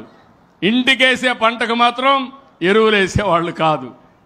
వేపాకు తీసుకొని వేప నీరు అవన్నీ కొట్టేవాళ్ళు. అంటే శాస్త్రీయంగా చేసేవాళ్ళు. ఈరోజు మనందరం మారిపోతున్నాం. ప్రపంచంలో కూడా తెలివితేటలు మారిపోయినాయి. శాస్త్ర పరిజ్ఞానం మారింది. టెస్టులు చేస్తున్నారు. టెస్టులు చేస్తే దీంట్లో కానీ రెసిడ్యూ ఉంటే రిజెక్ట్ చేసేస్తున్నారు, లేకుంటే ధర కూడా ఇవ్వడంలా. అందుకే రైతాంగంలో ఒక స్ఫూర్తి రావాలి, ఒక చైతన్యం రావాలి. తప్పకుండా నేను మిరప బోర్డు కోసం ట్రై చేస్తాను. అదే సమయంలో మనము పండించే పంట ప్రకృతి సేద్యం కూడా, అందుకే నేను తీసుకొచ్చా దూరదృష్టితో ఆలోచించి. ఈరోజు ప్రకృతి సేద్యం బాగా పికప్ అవుతా ఉంది. టెక్నాలజీ వచ్చింది, డ్రోన్లు వచ్చాయి. డ్రోన్లు కానీ సెటిలైట్ కానీ ఇవన్నీ ఉపయోగించుకోగలిగితే చాలా వరకు వ్యవసాయాన్ని కూడా లాభసాటిగా చేసుకునే పరిస్థితి వస్తుంది. ఇక్కడికి వచ్చినప్పుడు ఎమ్మెల్యే గారు అడిగినట్టు ఈ నియోజకవర్గ మున్సిపాలిటీ అభివృద్ధికి 50 కోట్ల రూపాయలు అదనంగా అమృత కాకుండా డబ్బులు ఇచ్చే బాధ్యత నేను తీసుకుంటానని చెప్పి నేను మీకు తెలియజేస్తున్నా. ఇంకో పక్క 100 పడకల ఆసుపత్రి కావాలన్నారు, అది కూడా శాంక్షన్ చేస్తాం. ప్రతి నియోజకవర్గానికి ఒక 100 పడకల ఆసుపత్రి ఇవ్వాలనుకుంటున్నాం. అది ఏ విధంగా పెట్టాలనో తొందరలోనే ఫైనలైజ్ చేస్తామని చెప్పి కూడా నేను మీకు తెలియజేస్తున్నా. ఇంకో పక్కన పల్నాడు ఉత్సవాల్ని జిల్లా కలెక్టర్గా ఆదేశాలు ఇస్తున్నా. ప్రభుత్వం పూర్తిగా సహకరిస్తాం. టూరిజానికి ప్రాధాన్యత ఇస్తున్నాం. పల్నాడుకు చరిత్ర ఉంది. ఆ చరిత్ర ఉపయోగించుకొని పల్నాడు ఉత్సవాల్ని ఘనంగా చేయాల్సిందిగా జిల్లా కలెక్టర్ను ఆదేశిస్తున్నానని చెప్పి కూడా నేను మీకు తెలియజేస్తున్నా. కాబట్టి ఇవన్నీ కూడా మీరు గుర్తుపెట్టుకోవాల్సింది. భవిష్యత్తులో ఏ విధంగా చేయాలనో వర్కౌట్ చేయాల్సి కోరుతూ ఇప్పుడు ఫైనల్గా 5 నిమిషాలు ఒక బంగారు కుటుంబాలు కొత్త కాన్సెప్ట్ తీసుకొచ్చాం. నేను ఇచ్చే సంక్షేమ కార్యక్రమాలన్నీ ఇస్తా. నేను కష్టపడేది డబ్బులుండే వాళ్ళ కోసమే కాదు. సంపద లేకపోతే ఆదాయం పెరగదు. అప్పుడు కావాల్సింది పారిశ్రామికవేత్తలు కూడా కావాలి. అదే సమయంలో మన వాళ్ళకు ఉద్యోగాలు కూడా కావాలి. ఒక పక్క నేను ఇంకొక ప్రోగ్రాం కూడా ఇచ్చాను. ప్రతి ఇంటికి ఒక ఆంటర్‌ప్రెన్యూర్ని తయారు చేయాలనుకున్నాను. నేను ఒకప్పుడు ఒక ఇంటికి ఒక ఐటీ ప్రొఫెషనల్ అన్నాను. పేదరిక నిర్మూలన కోసం ఒక్కొక్క ఇంటికి ఒక ఎంఎస్ఎంఈ ఆంటర్‌ప్రెన్యూర్ని తయారు చేయడానికి నేను ముందుకు వస్తున్నా. ఇవన్నీ చేస్తూనే సమాజంలో ఉండే ప్రతి ఒక్కరికి పిలిపించాను. నేనున్నాను. గవర్నమెంట్ స్కూల్లో చదువుకున్నాను. మా టీచర్కి జీతం ఎవరిచ్చారు? ఆ రోజు ప్రభుత్వ పన్నులు కడితే ఆ పన్నుల ద్వారా చదువుకున్నాం. ప్రతి ఒక్కరూ అంతే. ఒక ఇండస్ట్రీ పెట్టినా, ఒక చదువుకున్నా, లేకపోతే ఊర్లో రోడ్డు వేసినా, లేకపోతే మంచినీళ్ళు వచ్చినా ఇవన్నీ ట్యాక్స్ పేయర్స్ మనీనే. ఈరోజు మనం పైకి వచ్చాం. కానీ మనతో సమానంగా పుట్టిన వాళ్ళు మన ఊర్లో ఇంకా పేదరికంలో ఉన్నారు. అందుకే ఒకప్పుడు నేను జన్మభూమి పిలిపించాను. జన్మభూమి పిలుస్తుంది, రా కదిలిరా అంటే ఎన్ఆర్ఐలు కూడా ముందుకు వచ్చి బ్రహ్మాండంగా పనిచేశారు. ఈరోజు అది సమాజం కోసం నేను చేశాను. ఈరోజు నేను ఒకటే కోరుతున్నాను, వ్యక్తుల కోసం చేస్తున్నాను, కుటుంబాల కోసం చేస్తున్నాను. మనతో పుట్టిన కుటుంబాలు ఇంకా పేదరికంలో ఉన్నాయి. ఆ కుటుంబాలని పైకి తీసుకొచ్చే బాధ్యత మనందరిది. నాతో కలవమని చెప్పి అప్పీల్ చేశాను. చాలామంది వచ్చారు. నేను ఒకటే చెప్తున్నాను, ఈరోజు P4 అనే కార్యక్రమం ఒక వినూత్నమైన కార్యక్రమం. ఇది కూడా పబ్లిక్ ప్రైవేట్ పీపుల్స్ పార్ట్నర్షిప్. ప్రతి ఒక్క కుటుంబాన్ని అధ్యయనం చేసి వాళ్ళకు అండగా నిలబడడం, చేయూతనివ్వడం, అవసరమైతే 10 రూపాయలు ఖర్చు పెట్టడం, మంచి ఆలోచనలు ఇవ్వడం. ఈరోజు వాళ్ళకుండే పరిస్థితిలో మంచిగా కూడా ఆలోచించారు. ఎందుకంటే వాళ్ళ ఆలోచన అంతా నిద్ర లేస్తే పని చేస్తే తప్ప కడుపు గడవని పరిస్థితి. చదువుకోవాలంటే చదువు ఆలోచనే ఉండదు, దానికి డబ్బులు కావాలి. కాబట్టి మన దగ్గర డబ్బులు లేవు కాబట్టి మనకు ఆలోచనే వద్దనుకుంటారు. కొంతమంది ధైర్యంగా ఆలోచిస్తారు, కలలు కంటారు. ఆ కలను సాధించడానికి నిరంతరం పనిచేస్తారు. అలాంటి వాళ్ళల్లోనే ఒక వ్యక్తి మీరా, ఇంకొక వ్యక్తి రమణ గారు అని చెప్పి నేను మీకు తెలియజేస్తున్నా. చాలామంది ఇబ్బందుల్లో ఉన్నారు. వాళ్ళకి చేయూతనివ్వాలని 2 మార్గాలుగా ఆలోచించాం. పేదరికంలో ఉండే వాళ్ళందరినీ బంగారు కుటుంబాలుగా, ఇంకో పక్క పైకి వచ్చిన వాళ్ళు మార్గదర్శకులుగా ఎంపిక చేశాం. నేను ఒకటే చెప్తున్నాను, నాకు 10 నిమిషాలు టైం ఉంటే 10 మందికి సహాయం చేయడం తప్ప, ఆదుకోవడం తప్ప ఇంకొక కార్యక్రమం నాకు లేదని చెప్పి కూడా నేను మీకు తెలియజేస్తున్నాను. అందుకే ఇప్పుడు వీళ్ళిద్దరిని కూడా నేను చేసే ఈ యొక్క ఉద్యమం, నేను చేసే ఈ మంచి కార్యక్రమంలో నేను కూడా మీరు గుర్తుపెట్టుకోవాలి. 45 సంవత్సరాలుగా రాజకీయాల్లో ఉన్నాను. 15-16 సంవత్సరాలుగా అధికారంలో ఉన్నాం. ఎన్టీ రామారావు గారు అధికారంలో 8 ఏళ్లు ఉన్నారు. మేము చేసిన పనుల వల్ల తర్వాత వచ్చిన గవర్నమెంట్లు కూడా కొన్ని మంచి చేస్తే దానివల్ల కూడా మీరు బాగుపడ్డారు, పైకి వచ్చారు, మీ తెలివితేటలతో వచ్చారు. కానీ ఈరోజు మనందరి బాధ్యత పక్కనుండి వాళ్ళు ఆలోచించాలి, కింద నుండి వాళ్ళు ఆలోచించాలి, చేయూతనివ్వాలి. ఏ విధంగా ఇస్తారో ఈ 2 కుటుంబాలు చెప్తాయి. మీరు కూడా ఇంటే ఎవరైతే బంగారు కుటుంబాలు ఉన్నారో మీరు కూడా సద్వినియోగం చేసుకోవాలి. వాళ్ళు చెప్పే విషయాలు మీరు వినాలి, మంచి చెడులు అధ్యయనం చేయాలి. మీ కుటుంబం కూర్చొని ఒకసారి అర్థం చేసుకొని మీరు కూడా మంచిని కానీ ఫాలో అయితే చేసేవాడికి కూడా ఉత్సాహం పెరుగుతుంది. ఇది కూడా మీరు చేయాల్సిందిగా నేను కోరుతూ, ఇప్పుడు ఇక్కడికి వచ్చినప్పుడు మన బంగారు కుటుంబాలను ఒకరిని రామ్మా, నువ్వేనా మైక్ ఇవే. ఈ అమ్మాయి మాట్లాడుతుంది, అక్కడ మార్గదర్శి మాట్లాడతారు.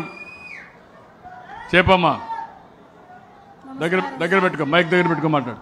నమస్కారం సార్. అటు చూసి మాట్లాడు, దగ్గర పెట్టుకోమా, ఫ్రీగా మాట్లాడమ్మా, ఇంట్లో మాట్లాడు, ఫ్రీగా మాట్లాడమ్మా. నమస్కారం సార్. ఇక్కడ పెద్దలందరికీ నమస్కారం. నా పేరు బత్తుల నీలావతి. నాకు ఈ మాచర్ల 11వ వార్డులో ఉంటాను. మా తల్లిదండ్రులు చిన్న వయసులోనే పెళ్లి చేశారు. మా భర్త చనిపోయి 3 సంవత్సరాలు అవుతుంది. మా భర్త చనిపోయిన కాడి నుంచి నాకు 3 పిల్లలు సార్. మా భర్త చనిపోయిన కాడి నుంచి నా పిల్లలు నేనే పోషించుకుంటున్నాను. కూలి పనికి వెళ్తూ నా పిల్లలు నేనే పోషించుకుంటున్నాను. ఒక పూట పని ఉంటే ఒక పూట పని ఉండదు. పూట పని లేనప్పుడు నేను ఇంట్లోనే ఉంటాను. పని లేనప్పుడల్లా ఇంట్లో ఉండి ఇబ్బంది పడుతున్నాను సార్. ఇక్కడికి నేను రావటం కారణం ఏంటంటే కూర్చోమ్మా, కూర్చో, తీసుకుంటా కదా, నేను తీసుకుంటాను. పక్కన నిలబెట్టు, ఆ అమ్మాయిని అక్కడ నిలబెట్టు. చూడ, అమ్మాయిని అక్కడ నిలబెట్టండి. నేను పోయేటప్పుడు ఈ పక్కన మనం అమ్మాయిని నిలబెట్టండి. ఓకే, వాళ్ళకు ప్రాబ్లమ్స్ ఉంటే ఎవరైనా కాగితాలు ఇవ్వాలంటే వరుసగా నిలబెట్టండి, తీసుకుంటూ వెళ్తాను. ముందు వాళ్ళు నిలబెట్టండి. ఓకే, చెప్పమ్మా.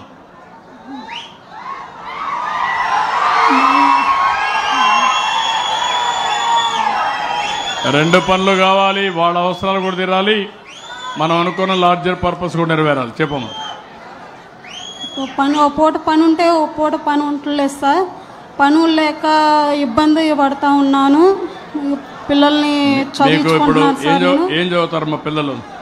పిల్లలు పెద్ద అబ్బాయి 7వ క్లాస్ చదువుతున్నాడు సార్. 2వ అబ్బాయి 4వ క్లాస్ చదువుతున్నాడు.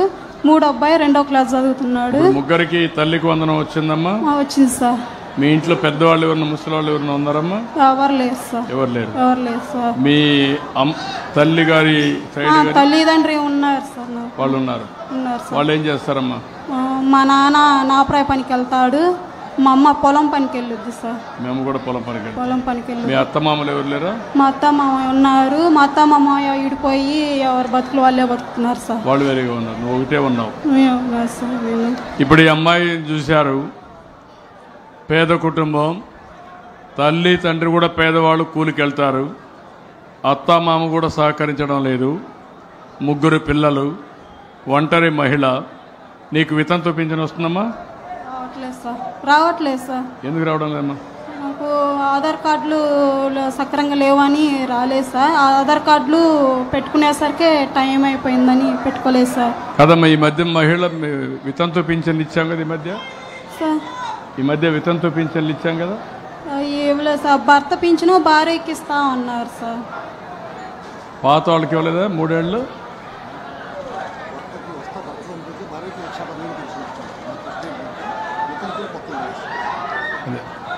ఓకే, ఇప్పుడు ఈ అమ్మాయికి ఇలాంటి వాళ్ళకి కలెక్టర్ కూడా చెప్తున్నా, ఒకసారి ఎగ్జామ్ చేసి అమ్మాయికి ఇమ్మీడియట్గా వితంతు పింఛన్ ఇవ్వండి. ఈ నెల నుంచి నీకు 4,000 రూపాయలు పింఛను కూడా ఇస్తామమ్మా. దానివల్ల నీకు ఉపయోగపడుతుంది. ఇప్పుడు ఇక్కడ మార్గదర్శి ఉన్నారు, ఎట్లా చేస్తారు చెప్పండి. మార్గదర్శి మీ పేరు చెప్పండి బ్రదర్. మీ పేరు?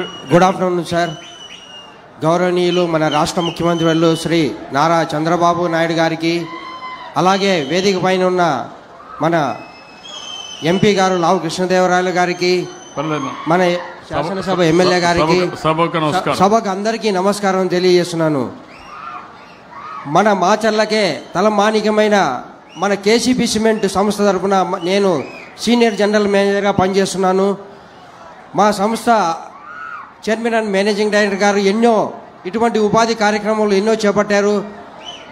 ఇటువంటి P4 పథకాన్ని స్థాపించిన వెంటనే మన సారు చంద్రబాబు నాయుడు గారు, మా సిఎండి మేడం గారు కానీ, జేఎండి మేడం గారు, మా ఇందిరా దత్తు గారు కానీ ఇమ్మీడియట్గా మా యొక్క ఎంప్లాయీస్ని ఎవరైతే కాంటాక్ట్లో ఉన్నారో వాళ్ళను 105 మంది ఎంప్లాయీస్ను ఒకేసారి పర్మనెంట్ చేయడం జరిగింది.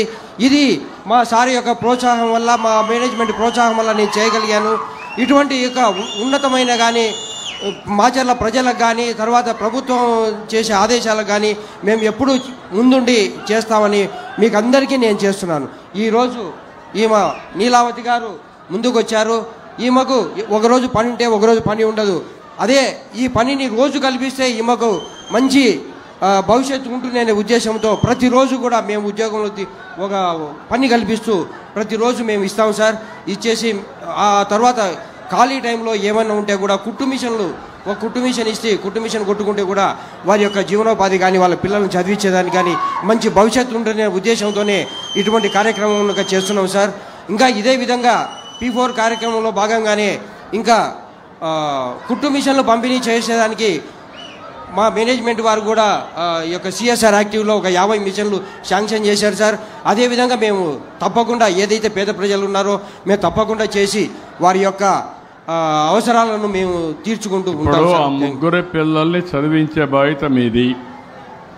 ఇప్పుడు గవర్నమెంట్ 15,000 ఇస్తున్నాం. అవసరమైతే మంచి స్కూల్లో పెట్టి ఆ 15,000 కూడా మీరు వాళ్ళకి ఫ్యామిలీకి సంవత్సరానికి వస్తుంది. అప్పటికి 4,000 ఇస్తున్నా. మీరు ఉద్యోగం ఇస్తే కొంత డబ్బులు వస్తుంది. ఆ డబ్బులంతా కూడా పూల్ చేసి ఈవిడ బాగుపడడం, పిల్లల్ని ఉన్నతమైన చదువులు చదివించి మీరు వాళ్ళ జీవితాల్లో స్థిరపడే విధంగా చేసే బాధ్యత కేసీపీ తీసుకోవాలి. దానికి మీరు సిద్ధంగా ఉన్నారా లేదా? తప్పకుండా సార్. అది తీసుకొని ఇప్పటి నుంచి వాళ్ళ ఫ్యామిలీ ఒక ప్రణాళిక తయారు చేసి, ఒక విజన్ తయారు చేసి ఆ కుటుంబాన్ని బాగు చేయాలి. ఈవిడ కూడా ఏం చదువుకున్నా మనం ఆ అమ్మాయిని కూడా కుట్టు పనులు కానీ ఇవన్నీ చేపించి ఆదాయం ముందు మీ దగ్గర పెట్టి ముందు మా దగ్గర ఉద్యోగం ఇస్తాం సార్. ఉద్యోగం పని కల్పిస్తాం సార్. పని కల్పించి ఒక కుట్టు మిషన్ ఇచ్చి ఆమె ఖాళీ టైంలో డెవలప్మెంట్ చేసేదానికి మేము ఆ ముగ్గురి పిల్లల్ని మీ పిల్లలుగా భావించి కేసీపీ చదివించే బాధ్యత మీది. స్థిరపడే వరకు మీ బాధ్యత. తప్పకుండా సార్. వీళ్ళే కాదు, ఇంకా అలాంటివన్నీ ఎన్ని కుటుంబాలు తీసుకుంటారో కేసీపీ ముందుకు రావాలి. ఓకే. మేము ఈ యొక్క ఇటువంటి స్వచ్ఛ ఆంధ్ర కానీ, స్వచ్ఛ భారత్లో కానీ, ప్రభుత్వం తరఫున కానీ, మా కేసీపీ సంస్థలో కానీ మేము చాలా ఎంతో చేస్తున్నాం సార్. ఈ యొక్క పట్టణ ప్రజలకు, మాచర్ల పట్టణ ప్రజల్లో కూడా తాగునీటి కానీ, సాగునీటి కానీ మేము చాలా చేస్తున్నాం సార్. ఎక్సలెంట్ మా, నేను అభినందిస్తున్నా. కేసీపీ మంచి సంస్థ.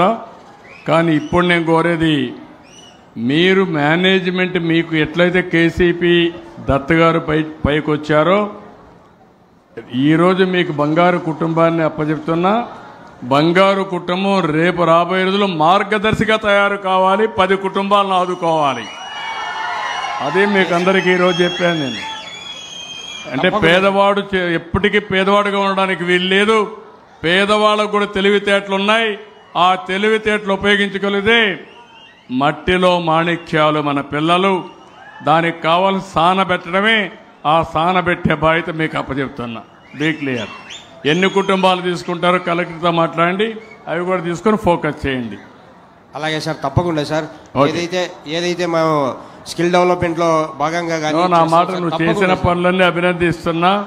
ఇప్పుడు స్ట్రైట్ క్వశ్చన్, ఎన్ని కుటుంబాలని బాగు చేస్తారు? Be clear. నువ్వన్నీ నాన్చొద్దు. ముందు మారిగా నా దగ్గర నానుస్తా ఉండేవాళ్ళు. ఇప్పుడు నాన్చే పని లేదు సార్. ఇప్పుడు అడిగిన దానికి చెప్పడమే. ఇప్పుడు 50 కుటుంబాలకు మేము కుట్టు మిషన్లు ఏర్పాటు చేస్తాం సార్. తప్పకుండా నువ్వు కలెక్టర్తో మాట్లాడి ఎన్ని కుటుంబాలని మీరు పైకి తీసుకొస్తారో, కుట్టు మిషన్లు వచ్చి 4 రోజుల తర్వాత కుట్టు మిషన్లు కూడా పనిచేయలేదంటే అది కరెక్ట్ కాదు. కుట్టు మిషన్లు పనిచేయాలా, వాళ్ళ జీవితాలు మారాలి. నా కొలమానం నువ్వు కుట్టు మిషన్ ఇచ్చావా లేకపోతే ఇంకోటి ఇచ్చావా అని కాదు, వాళ్ళ తలసరి ఆదాయం ఎంత మారింది, వాళ్ళ తలరాత ఎట్లా మార్చారో అది నేను చూస్తాను ప్రతి ఒక్క వ్యక్తిని. అది నీ బాధ్యత. తప్పకుండా సార్, తప్పకుండా చేస్తాను sir. Thank you sir, thank you very much sir. రమ్మా, ఇక్కడ రమ్మా, మైక్ ఇవ్వండి, మాట్లాడమ్మా. నమస్కారం సార్. దగ్గర పెట్టుకోమ్మా. నమస్కారం సార్, నా పేరు షేక్ నజీరున్.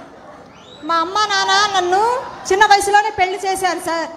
దానివల్ల నాకు ఒక పాప పుట్టిన తర్వాత మా వారు యాక్సిడెంట్లో చనిపోయారు. వారు చనిపోయిన తర్వాత నాకు చూసేవాళ్ళు ఎవరు లేరు సార్. మా తల్లి తండ్రి నన్ను కూలి పని చేసి నన్ను నా పిల్లని చూశారు సార్. నాకు ఒక చెల్లి ఉంది. మా ముగ్గురిని వాళ్లే పోషించారు సార్, పొలం పని చేసి. వాళ్ళతో పాటు నేను పని చేసి నా కూతుర్ని పోషించుకున్నాను సార్. 10 వరకు అయితే చదివించాను. నాకైతే చేత కాదని నేను చెప్పాను. మా అమ్మగారు అన్నారు, లేదమ్మా మేము ఉన్నాం కదా, మేము ముగ్గురం కలిసి చేసుకొని మీ పిల్లలకి నీకు మేము అండగా ఉంటామని నన్ను దగ్గరగా తీసుకున్నారు సార్. కాకపోతే నాకు ఒక చెల్లి ఉంది. ఆ చెల్లి కూడా డిగ్రీ చేసి ఉంది. ఆ పిల్లకు కూడా ఏమీ లేదు. కాకపోతే చదివేదానికి మనకు చేత కాలేదు సార్. కాకపోతే నా కూతురు 10లో A+ మార్కులతో వచ్చింది సార్. కాకపోతే ఇంకా చదివిస్తామని చదివిస్తే డిగ్రీకి వచ్చేసి కూడా మంచి మార్కులతో 920 మార్కులతో పాస్ అయింది సార్. అప్పుడు మా అమ్మగారు అన్నారు, పిల్ల చదువుతుంది కదమ్మా, చెల్లికి ఎటు చదివేయట్లేదు కాబట్టి మేమందరం కలిసి అమ్మాయి ఎంతవరకు చదివిస్తే అంతవరకు చదివిస్తామని చెప్పారు సార్. ఈ మధ్య కాలంలో మా అమ్మగారు ఒంట్లో బాగోలేక మేము చూపించాం, కానీ మా డబ్బు సరిపెట్టి చూపించినా కానీ మా అమ్మగారి బాగా కాలేదు సార్. మా అమ్మగారు 10 రోజులు హాస్పిటల్లో ఉండి ఇంట్లో 10 రోజులు కష్టపడి మా చేతుల బంధం ప్రాణాలు వదిలిపెట్టారు సార్. అప్పటి నుంచి మా నాన్నగారికి కూడా బాగోట్లేదు. మా నాన్నగారు నేను మా చెల్లి కష్టపడి నా కుటుంబాన్ని నేను సాక్కుంటా వస్తున్నాను సార్. నా కూతురు ఇప్పుడు డిగ్రీ చేయాలమ్మా అంటే నా చెల్లి తోడు ఉండి, నీకేం భయం లేదక్క, నాన్న నేనున్నాము, నీ కూతురు చదువుకోవాలంటే మేము కష్టపడి నీ కూతుర్ని చదివిద్దాం, కాకపోతే ఎవరన్నా సహాయం చేస్తే నేను కూడా చదువుకుంటానక్కంటే సరేలమ్మా అని డిగ్రీ కాలేజ్లో జాయిన్ చేశాను సార్. BSc జాయిన్ చేశాను నా కూతురు. నా పేరు షేక్ నజీరున్ సార్. షేక్ నజీరున్. ఇప్పుడు మీ చెల్లెలు ఏం చదువుతుందమ్మా? డిగ్రీ చేసింది సార్. డిగ్రీ చేసింది. మీ చెల్లెలు డిగ్రీ, మీ కూతురు ఏం చేస్తుంది ఇప్పుడు? డిగ్రీ చేస్తాను. ఇద్దరు డిగ్రీ బీకామ్ చేస్తుంది, ఇప్పుడే జాయిన్ అయింది సార్. ఓకే, ఒకసారి మైక్ ఇవ్వండి, రండి మార్గదర్శి. నమస్కారం సార్. చెప్పండి. అందరికీ నమస్కారం అండి. మన కోఆర్డినేటర్ గారు ఫోన్ చేశారు సార్ 2 రోజుల కింద. ఇట్లా మాచర్లో ఈ P4 ప్రోగ్రాం గురించి చేసి మీరు సహాయం చేస్తారని అడిగితే చేస్తానని చెప్పానండి. చెప్పారు. నజరీన్ గురించి కూడా నేను మాట్లాడానండి. మాట్లాడితే వాళ్ళ డాటర్ అండ్ వాళ్ళకి చదువుకి ప్లస్ వాళ్ళ డాటర్ CA కూడా చేయాలనుకుంటున్నారంటండి. వాళ్ళ చదువు అయిపోయే వరకు కూడా హెల్ప్ చేస్తానని చెప్పి నేను కమిట్ చేశానండి. ఇప్పుడు మీరేం చేస్తారమ్మా? మా సీడ్ కంపెనీ అండి, విత్తనాల కంపెనీ అండి. ఎక్కడ? మా దుర్గి అండి, నేటివ్ ప్లేస్ దుర్గి అండి, హైదరాబాద్లో కంపెనీ అండి. ఇక్కడ దుర్గిలో కూడా ఫ్యాక్టరీ ఉందండి, కడుతున్నామండి ఇప్పుడు. ఓకే, ఇప్పుడు మీరు ఈ కుటుంబాన్ని ఎంతమందిని మీరు చేయగలుగుతారు? ఒకసారి కలెక్టర్తో మాట్లాడి చేయడం ఇక్కడ ఈ ప్రాంతం కాబట్టి. Sure sir. ఈ కుటుంబాన్ని ఈవిడ వీళ్ళ తండ్రి అంతే కదమ్మా? మీ తండ్రి, నువ్వు, మీ చెల్లెలు, నీ కూతురు 4 ఉన్నారు. ఈ 4 ఫ్యామిలీని ఎట్లా ప్లాన్ చేస్తారు? ఇప్పుడు మీరు సీడ్ కంపెనీ పెట్టినప్పుడు మీరు ఆలోచించారు కదా, అదే మరి ఈ 4 వీళ్ళకి ఆస్తి నేను కలుస్తానండి. వాళ్ళ ఇంటికి వాళ్ళకి కలిసి ఇద్దరిని చదివించడం. అవునండి. మీ నాన్నకు పింఛన్ వస్తుందమ్మా? నీకు వస్తుంది. ఓకే, ఈ అమ్మాయికి పింఛన్ వస్తుంది. అదే మరి 2 పిల్లలు చదువుకోవాలి, 2 డిగ్రీ చేస్తున్నారు. 4 చదివించి ఎంతవరకు కావాలో చదివించి వాళ్ళ జీవితంలో సెటిల్ చేసే బాధ్యత మీది. Sure sir. నమ్మకమేనా? షూర్ అండి. ఇప్పుడు ఈ అమ్మాయిని చూశారు, దురదృష్టం వెంటాడుతూ ఉంది. ఆ దురదృష్టం మీరు ఒకసారి చూస్తే ఈ అమ్మాయి హస్బెండ్ చిన్నప్పుడు పెళ్లి చేస్తే ఒక పాప పుట్టింది. తర్వాత హస్బెండ్ చనిపోయాడు. కానీ సంకల్పం వాళ్ళ తల్లి వీళ్ళందరూ కలిసి చేయాలి, చదివించాలనుకున్నారు. ఒక పక్క చెల్లిని చదివించాలి, రెండో పక్క ఈవిడ బిడ్డను కూడా చదివించాలి. ఈవిడ కూడా కూలి పని చేసి ఎట్టైనా సరే చదివించాలని చెప్పి దృఢ సంకల్పంతో ఉంది. కానీ చాలని ఆదాయం, కలిసి రానటువంటి ఆరోగ్యం, ఈ రెండు వచ్చినప్పుడు మనం గుర్తుపెట్టుకోవాలి. నాకు అందుకే మనసుండే మనుషులుంటే కొంతవరకైనా ఈ సమస్యల పరిష్కారం అవుతాయనే ఉద్దేశంతోనే నేను P4 తీసుకొచ్చాను. డబ్బులు అనేటివి అందరికీ వస్తాయి, కానీ కొంతమంది మనసుండే మనుషులుంటారు, వాళ్ళు 10 మందికి సహాయం చేస్తారు. అలాంటిది ఇప్పుడు నిన్నటి వరకు వారికి తెలియకపోయినా మనం చెప్పిన తర్వాత విని, నేను ఈ ప్రాంతంలో పుట్టాను, ఈ ప్రాంతంలో 10 మందికి సహాయం చేయాలని P4 ద్వారా ముందుకొచ్చారంటే వారిని మనస్ఫూర్తిగా అభినందిస్తున్నాం. మీ పేరు? నా పేరు వెంకటేశ్వరరావు. వెంకటేశ్వరరావు అభినందిస్తూ గట్టిగా చప్పట్లు కొట్టి అభినందించండి. ఈ నలుగురిని ఆధారంగా తీసుకుని వీళ్ళింట్లో ఇద్దరున్నారు. వీళ్ళ తండ్రి వేరేగా ఉన్నాడు, కానీ ఆయన కూడా ఒక పక్కన భారం, ఈవిడ ఉంది. ఇద్దరికి ఒకరికే పింఛన్ ఇస్తున్నాం. వాళ్ళకు కూడా కలెక్టర్కి ఆదేశాలు ఇస్తున్నాం. ఇద్దరికి 4,000 రూపాయల పింఛను మన ఓల్డేజ్ పింఛన్ ఇస్తామని, వీడికి ఇతంతో పింఛను, వాళ్ళ తండ్రికి ఓల్డేజ్ పెన్షన్ ఇచ్చి, అదే సమయంలో ఇద్దరి చదువులు చదివించే బాధ్యత ఆయనకు అప్పచెప్తున్నా. ఫ్యామిలీని నెక్స్ట్ లెవెల్కి తీసుకుపోయే బాధ్యత ఒకరోజు నేను చూస్తాను. వెంకటేశ్వర గారు, మీరు చేయూతనిచ్చిన కుటుంబం ఈరోజు బంగారు కుటుంబం, రేపు రాబోయే రోజుల్లో మార్గదర్శిగా తయారై వాళ్ళు కూడా ఒక 100 కుటుంబాలకు సహాయం చేసే పరిస్థితి మీరు తీసుకురావాల్సిన అవసరం ఉంది. చేస్తారని చెప్పి ఆశిస్తున్నా. ఇది నా ఆలోచన. ఈ ఆలోచన చేయడం చాలా సులభం, దీన్ని జయప్రదం చేయాలంటే చాలా కష్టం. పోతూ పోతూ చెత్తంతా వేసిపోయాడు, చాలా సులభం. ఆ చెత్త క్లీన్ చేయడానికి నాకు సంవత్సరం పడతా ఉంది. ఏది కూడా మీరు గుర్తుపెట్టుకోవాలి, చెడు చేయడం 1 నిమిషం పని, మంచి చేయడానికి మాత్రం చాలా శ్రమ అవసరం, పట్టుదల అవసరం, కన్సిస్టెన్సీ అవసరం. అందుకే నేను ఈ కార్యక్రమాన్ని మనస్సుకు దగ్గర పెట్టుకొని చేస్తున్నా. అందుకే మళ్ళీ చెప్తున్నా, నా శేష జీవితం పేదవాళ్ళకి అంకితం. నేను సూపర్ 6 ఇచ్చిన, సంక్షేమ కార్యక్రమాలు ఇచ్చిన, ఏదో ముక్కుబడిగా ఇవ్వడం కాదు, ఒక బాధ్యతగా ఇస్తున్నా.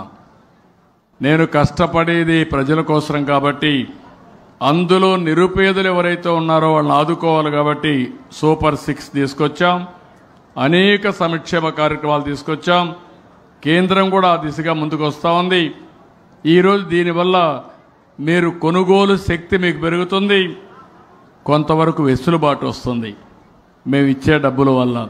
దీనివల్ల మీరేం చేయాలంటే, మీరు కూడా మీ కుటుంబం పైకి రావాలంటే మీ ఆలోచన విధానం మారాలి, మీలో కూడా కొంత పట్టుదల రావాలి. సమస్యలు వస్తాయి, సమస్యలు లేకుండా ఎవరికి ఉండరు. నాకు కూడా సమస్యలు వస్తూనే ఉన్నాయి. నిన్న నేను చూశాను, అనేక పంటలకు ధరలు తగ్గుతున్నాయి.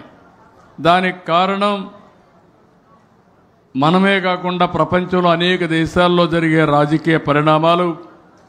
ఈరోజు అమెరికా ఉంది, ట్రంప్ ఉన్నాడు, ఎక్కువ పన్నులు వేశాడు. దానివల్ల మన రాష్ట్రంలో పండే రొయ్యలన్నీ దెబ్బతిన్నాయి. నిన్న నేను చూశాను, పేదవాళ్ళంతా ఆనినేస్తారు. ఆనినేస్తే 16 సార్లు వర్షం పడిపోయింది. వర్షం పడదని పంట వేస్తే వర్షం విపరీతంగా పండి ఆ పంటతో నీళ్లన్నీ వచ్చేసి ఎక్కడికక్కడ పంట ఎక్కువ సమయం ఉండే పరిస్థితి లేకపోయింది. ఇప్పుడు ఏం చేయాలో తెలియకపోతే ఒక్కొక్క రైతుకు 1 హెక్టార్కి 50,000 రూపాయలు నష్టపరిహారం ఇస్తున్నానంటే పెట్టుబడి కోసం అది నా ప్రయత్నం అని చెప్పి కూడా నేను మీకు తెలియజేస్తున్నా.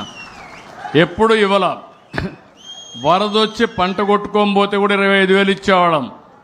అలాంటిది మొట్టమొదటిసారిగా చరిత్రలో ఆ రైతును ఆదుకోవడానికి హెక్టారుకి 50,000 ఇస్తున్నాం. అయినా కూడా వాళ్ళ కష్టాలు కొంతవరకు తీర్చగలుగుతున్నాం. ఇలాంటి సమస్యలన్నీ వస్తూనే ఉంటాయి. సమస్య వచ్చినప్పుడు పారిపోకుండా, దిగులు పడకుండా ఆ సమస్య నుంచి మీరు ఆలోచించి రైట్ డెసిషన్ తీసుకొని ముందుకు పోవడం తప్ప వేరే మార్గం లేదు.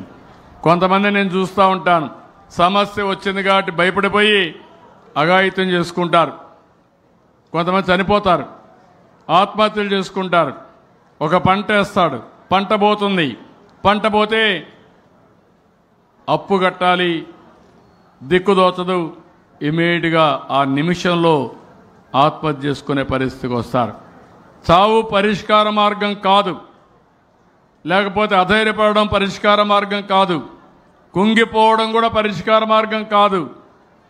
ఎన్ని ప్రత్యామ్నాయాలు ఉన్నాయో అన్నీ ఆలోచిస్తే సమస్య ఈరోజు కాకపోతే రేపటికైనా పరిష్కారం అవుతుంది, అధిగమిస్తామని చెప్పి తెలియజేసుకుంటూ, ఇలాంటి సమస్యల పరిష్కారం కోసమే బంగారు కుటుంబం మార్గదర్శులు అని చెప్పి మరొక్కసారి మీ అందరికీ విజ్ఞప్తి చేస్తూ, ఈరోజు ఇక్కడికి వచ్చిన మాచర్లకు వచ్చినప్పుడు బ్రహ్మాండంగా మీరు సహకరించారు, వినూత్నంగా సహకరించారు. అందరికీ పేరు పేరున మనస్ఫూర్తిగా నమస్కారాలు, ధన్యవాదాలు, అందరికీ కృతజ్ఞతలు. Thank you.